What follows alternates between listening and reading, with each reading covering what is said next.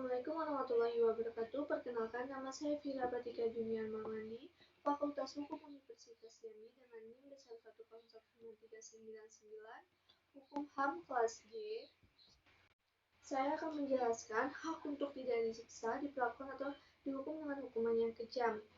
Konvensi menentang penyiksaan dan perlakuan atau hukuman lain yang kejam, tidak manusiawi, atau mengenakan martabat manusia, atau yang biasa dikenal dengan istilah Konvensi Menentang Penyiksaan saja, merupakan salah satu instrumen hak asasi manusia, HAM yang terpenting, karena konvensi ini mengatur satu hak tunggal yang tercantum dalam DUHAM dan Kovenan Internasional tentang Hak Sipil dan Politik, yaitu bebas dari penyiksaan.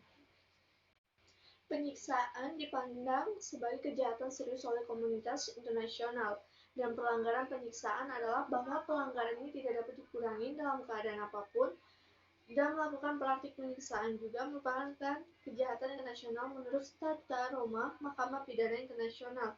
Dalam konteks nasional, upaya untuk memberikan perlindungan hak terkait hak bebas dari penyiksaan merupakan kewajiban yang harus dipenuhi oleh setiap negara, termasuk Indonesia sebagai state obligation.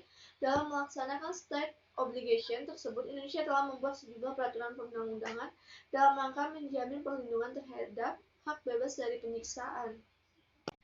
Dimulai dengan melakukan ratifikasi terhadap Konvensi Menentang Penyiksaan dengan Undang-Undang Nomor 5 Tahun 1998 tentang pengesahan Konvensi Menentang Penyiksaan dan perlakuan atau penghukuman lain yang kejam, tidak manusiawi atau merendahkan martabat manusia yang disahkan pada tanggal 28 September 1998, kemudian berdasarkan Pasal 33 Ayat 1 Undang-Undang Nomor 39 Tahun 1909 tentang Hak Asasi Manusia, hak untuk bebas dari penyiksaan juga diatur dan dijamin keberadaannya, itu setiap orang berhak untuk bebas dari penyiksaan.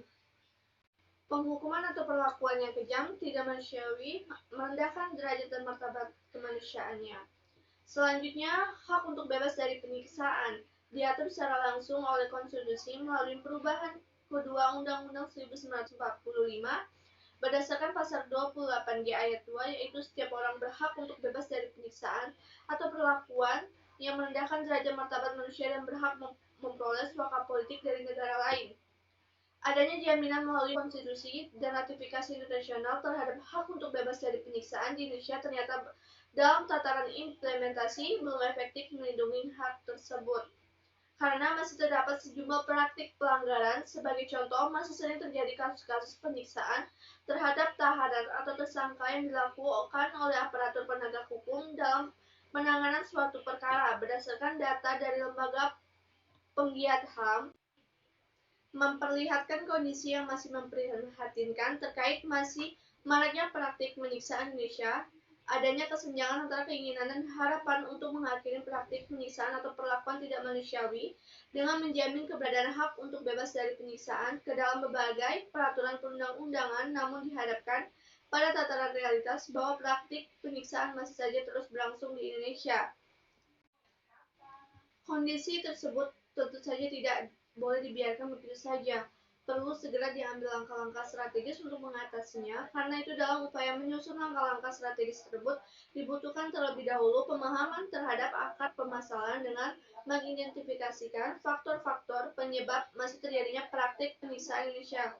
Setelah itu baru merumuskan langkah-langkah yang perlu diambil untuk mengatasinya dalam rangka meningkatkan perlindungan HAM dan hak konstitusional warga negara Indonesia untuk terbebas dari praktik penyiksaan dan perbuatan tidak manusiawi lainnya.